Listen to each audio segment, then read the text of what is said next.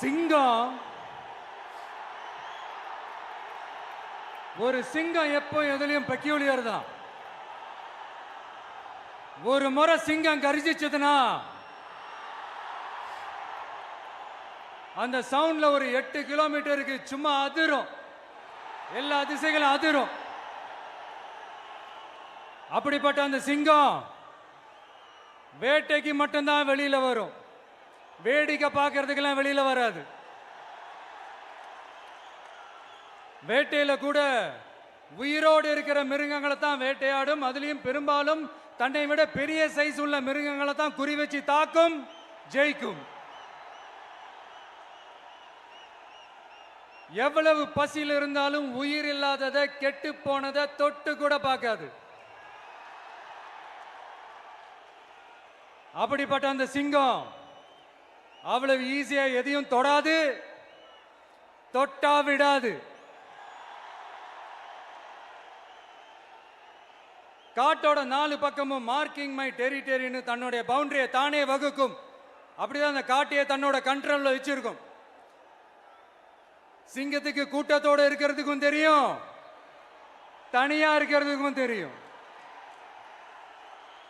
அப்படியே தனியா வரணும்னு நினைச்சாலும் அஞ்சாம அலட்டிக்காம சும்மா கெத்தா தனியா வந்து அத்தனை பேருக்கும் தண்ணி காட்டும். எப்போ எதிலையும் தன்னோட தனித்தன்மையை இழக்கவே இழக்காது. Yes, a lion is always a lion.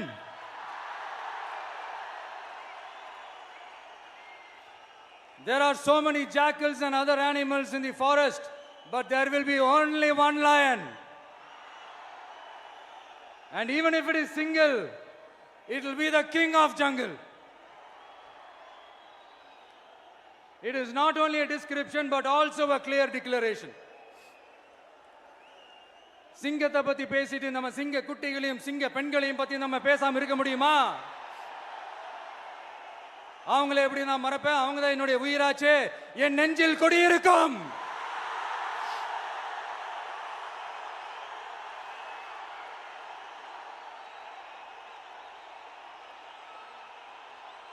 என்னுடைய தோழர்களுக்கும் தோழிகளுக்கும்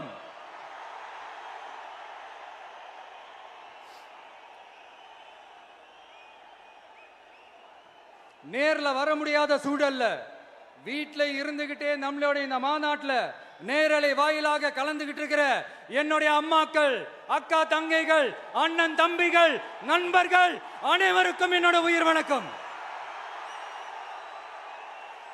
என்னோட உயிர் வணக்கம்.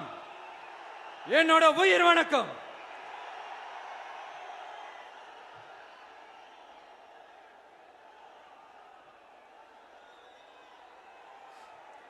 வீரம் விளையும் மாமதுரை மண்ணை வணங்குகிறேன்.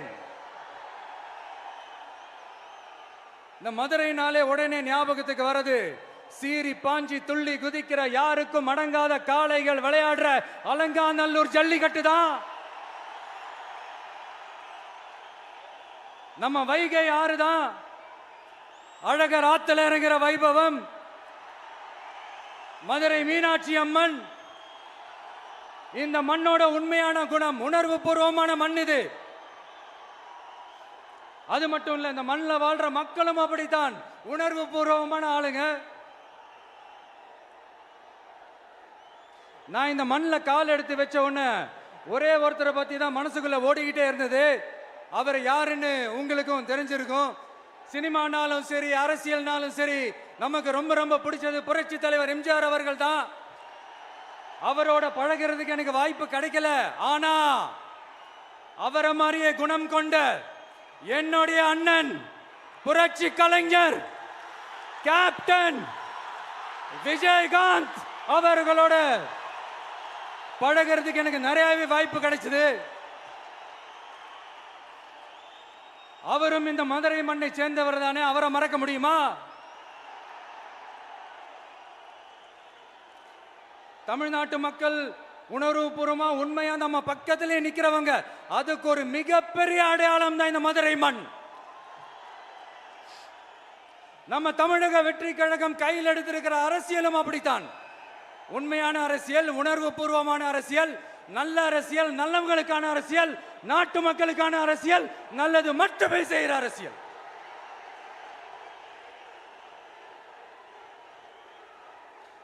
இதோ நம்மளுடைய இந்த இரண்டாவது மாநில மாநாடு வாகை சூடும் வரலாறு திரும்புகிறது.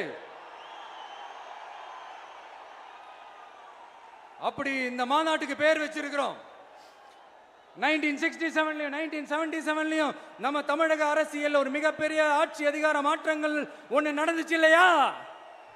அதே மாதிரிதான் அடுத்த வருஷம் 2026ல அப்படி ஒரு வரலாறு திரும்ப போகுதுன்னு உறுதியா சொல்றதுக்கான மாநாடு தான் நம்மளோட இந்த இரண்டாவது மாநில மாநாடு.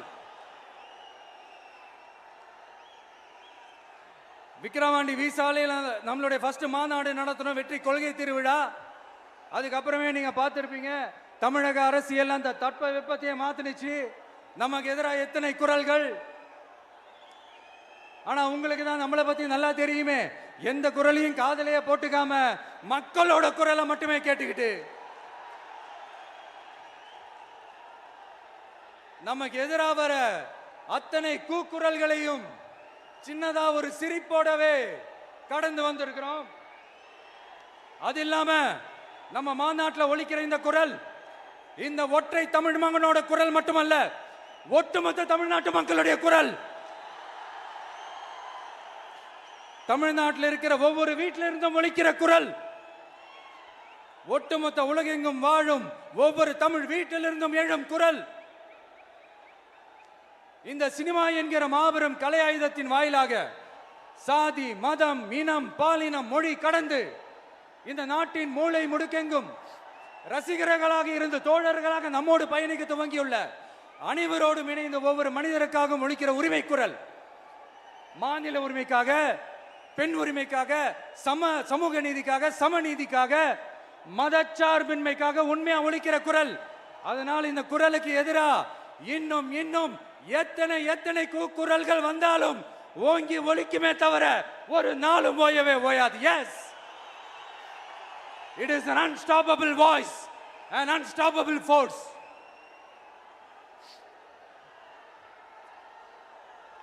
நம்ம அரசியலுக்கு வர்றதுக்கு முன்னாடி அட இவரெல்லாம் வர மாட்டாரியா, அவரே வரல, இவரே வரல, இவருங்க வர போறாரு அப்படின்ட்டு நிறைய பேர் ஜோஷியம் சொன்னாங்க. அப்புறம் நம்ம கட்சியினுடைய பேர் அறிவிச்சதுக்கு அப்புறம் பேரு தானே அறிவிச்சிருக்கிறாரு, மக்கள் கிட்ட பேர் வாங்கணும்ல, அதெல்லாம் முடியாதுன்னாங்க.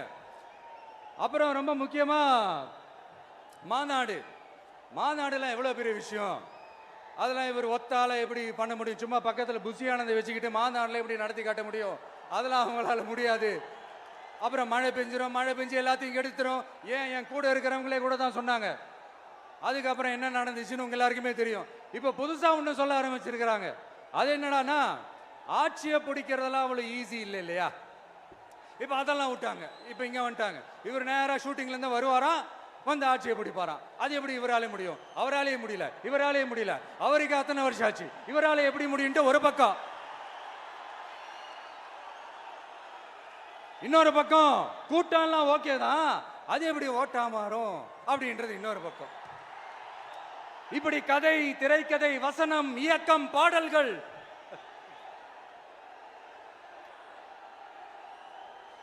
அதனால இந்த அரசியல் ஆய்வாளர்களுக்கு நான் சொல்றதெல்லாம் ஒன்னேதான், நல்லா கேட்டுக்கங்க. இந்த விஜய்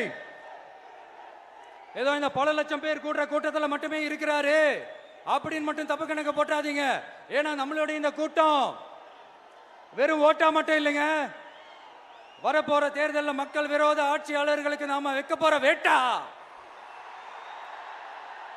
நம்மளை கோட்டைக்கு அனுப்ப போற ரூட்டா இருக்க போதுன்னு சீக்கிரமாவே தெரிஞ்சுப்பீங்க. ஏன்னா கோடிக்கணக்கானவங்களோட ஹார்ட்லயும் வீட்லயும் ஏற்கனவே ஆல்ரெடி உயிரா, உணர்வா, உறவா இருக்கிறோம். நம்மளுடைய கனெக்ட் எல்லாம் வெறும் மக்களோட மட்டும்தான்.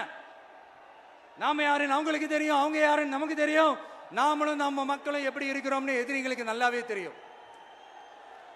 இருந்தாலும் இந்த விஜய் எதுக்குப்பா வந்திருக்கிறாரு, இவர் என்ன புதுசா என்ன திட்டம்லாம் சொல்லிட்டாரு அப்படின்னு வேற நிறைய கேள்விகள். இந்த சொல்றேன் தெரிஞ்சுக்கங்க. பெண் குழந்தைகள், பெண்கள் மற்றும் வயசானவங்களோட பாதுகாப்புல தான் நம்ம பிரையாரிட்டியே.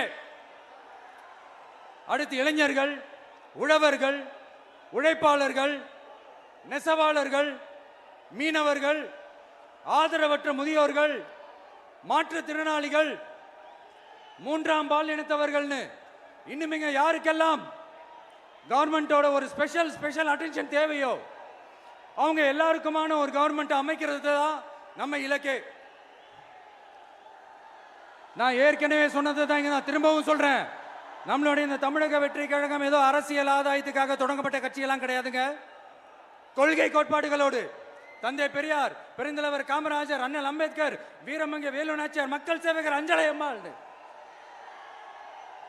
நம்மளுடைய 5 கொள்கை தலைவர்களோட வழிகாட்டுதல்களோடு தொடங்கப்பட்ட கட்சி.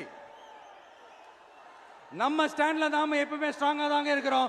அதுல எந்த மாற்றத்துக்கோ எந்த சமரசத்துக்கோ துளி கூட இடமில்லை. நம்மளுடைய ஒரே கொள்கை எதிரி பாஜக தான். நம்மளுடைய ஒரே அரசியல் எதிரி திமுக தான். எப்படி? நம்மளுடைய ஒரே கொள்கை எதிரி, நம்மளுடைய ஒரே அரசியல் எதிரி ஏதோ அண்டர் கிரவுண்ட் ஆதாயத்துக்காக டீல் போட்டுக்கிட்டு டீல் பேசிக்கிட்டு இந்த அலையன்ஸ் வச்சுக்கிட்டு இந்த ஊரை ஏமாத்துற கட்சி எல்லாம் நம்ம டிவிக்கே கிடையாதுங்க. யாருக்காகவும் எதுக்காகவும் எந்த பயமும் கிடையாது. மாபெரும் பெண்கள் சக்தி நம்மளோட இருக்கிறாங்க, மாபெரும் இளைஞர்கள் சக்தி நம்மளோட இருக்கிறாங்க, ஒட்டுமொத்த தமிழ்நாட்டு மக்களுடைய சக்தி நம்மளோட நிக்கிறாங்க. அப்படி இருக்கும்போது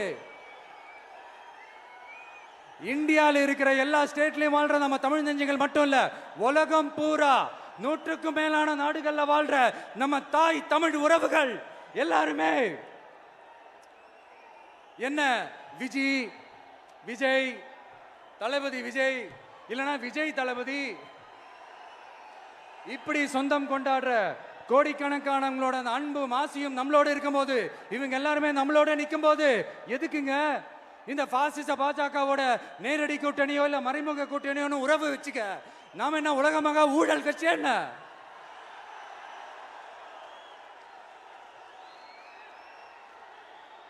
நம்மளை பத்தி சின்னதா ஒரு உண்மை ஒண்ணு சொல்லலாமா? என்னடா இவர் வாயால இப்படி சொல்றாருன்ட்டு யாரும் தவறா நினைச்சுக்க வேணாம். ஏன்னா இது ஒரு விதத்துல ஒரு ஃபேக்டும் கூட. அதனால தான் நான் சொல்லணும்னு ஆசைப்படுறேன். நம்ம யார் தெரியும்ல? நாம எல்லாருமே சொல்றேன். நாம யார் தெரியும்ல? இந்தியாவின் மாபெரும் மக்கள் சக்தி கொண்ட ஒரு மகத்தான வெகுஜன மக்கள் படை.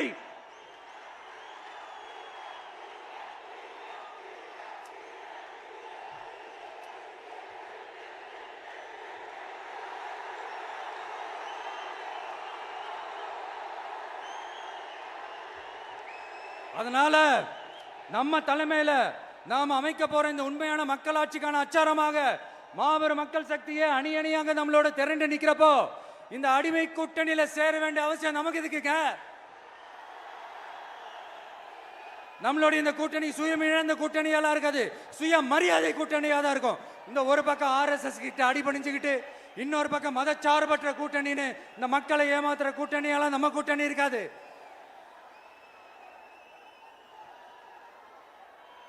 நான் இப்பவும் சொல்றேன், நம்மளை நம்பி வர்றவங்களுக்கு ஆட்சியிலும் அதிகாரத்திலும் உறுதியாக பங்களிப்பு செய்யப்படும். உடனே இந்த கேள்விகள்லாம் வரும். அப்ப யாரு கூட்டணி, யாரு வரா, யாரு போறா, இந்த கேள்விகள்லாம் வரும். இந்த கேள்விகளுக்கெல்லாம் ஒரே ஒரு பதில் தான், சஸ்பென்ஸ்ல சஞ்சாரம் செய்யுங்க. ஆனா ஒண்ணு, 2026ல 2 பேருக்கு நடுவுல தான் போட்டியே. ஒன்னு TVK, இன்னொன்னு DMK.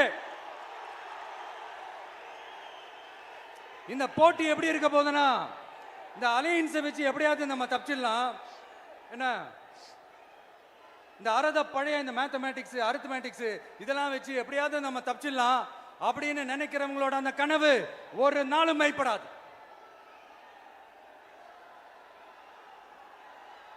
சரி, இப்ப நம்ம வேற ஒரு ஏரியாவுக்கு ஒன்று வருவோம். எதிர்காலம் வரும், என் கடமை வரும், இந்த கூட்டத்தின் ஆட்டத்தை ஒழிப்பேன்.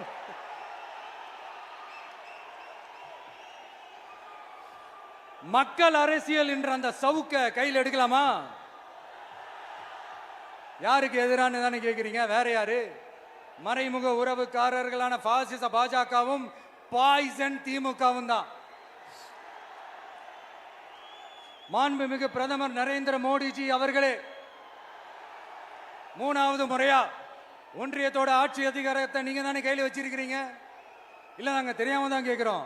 நீங்க ஆட்சிக்கு வந்தது ஒட்டுமொத்த மக்களுக்கும் நல்லது செய்யவா, இல்ல நம்மளுடைய இந்த இஸ்லாமிய நண்பர்களுக்கும் இஸ்லாமிய தோழர்களுக்கும் எதிராக சதி செய்யவா?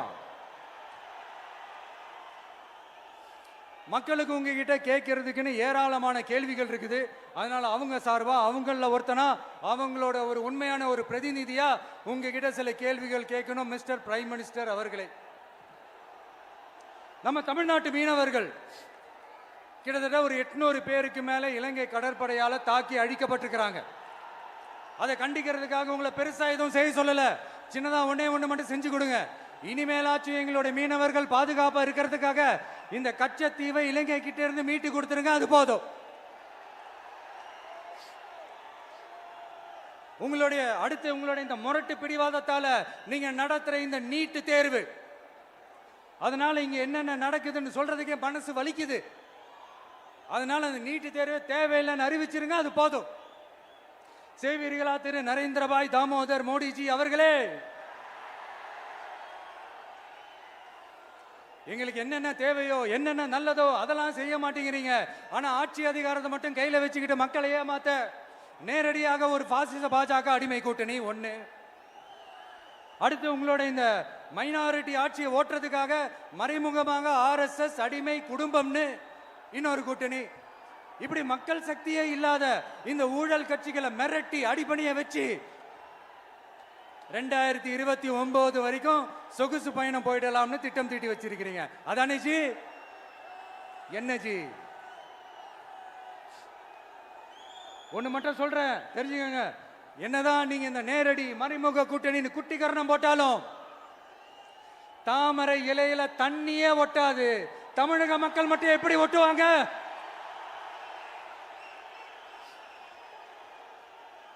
இங்க ஒரு MP சீட்டு கூட தரலன்றதுக்காக தமிழ்நாட்டுக்கும் தமிழ்நாட்டு மக்களுக்கும் எதுவுமே செய்யாம ஓரவஞ்சனை செய்யுது இந்த ஒன்றிய பாஜக அரசு. சங்கம் வச்சு தமிழ் வளர்த்த மண் இந்த மதுரை மண். அதனால இங்க அந்த கீழடியில கிடைச்ச ஆதாரங்களை எல்லாம் மறைச்சிட்டு எங்க நாகரிகத்தையும் எங்க வரலாறையும் அழிக்கிறதுக்காக உள்ளடி வேலை செய்யலாம்னு நினைக்கிறீங்க. தமிழ்நாட்டை தொட்ட என்ன நடக்கும் நீங்க பல உதாரணங்கள் இருக்குது. அதனால இதையெல்லாம் மறைச்சிட்டு எங்க மக்களை ஏமாத்திடலாம்னு மட்டும் நினைக்காதீங்க. மத நல்லிணக்கத்திற்கு பெயர் பெற்ற இந்த மதுரை மண்ணிலிருந்து சொல்றேன், உங்க எண்ணமெல்லாம் ஒரு நாளும் ஈடேறாது.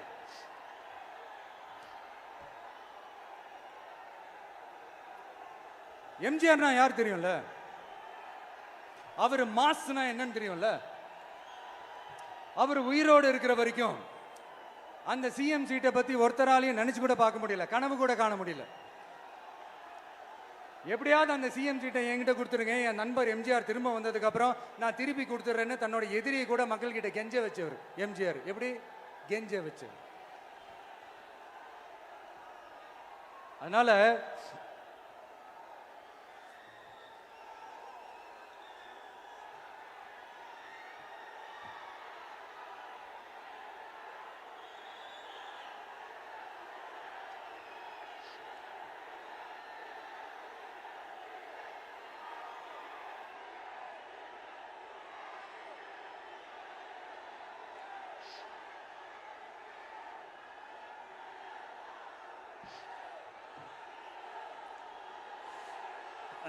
ஆனா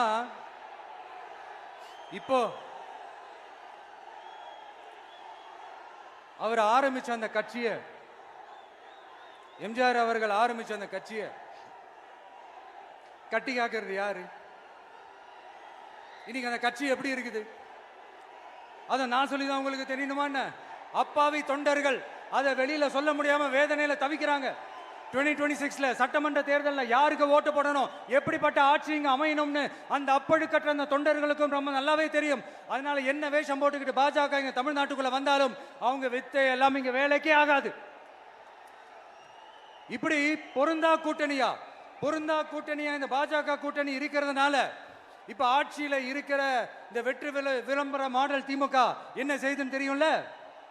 பாஜகவோட உள்ளுக்குள்ள ஒரு உறவை ஒன்று வச்சுக்கிட்டு வெளியில எதிர்க்கிற மாதிரி ஒரு டிராமா ஒன்று பண்ணிக்கிட்டு எதிர்கட்சியா இருந்தா போங்க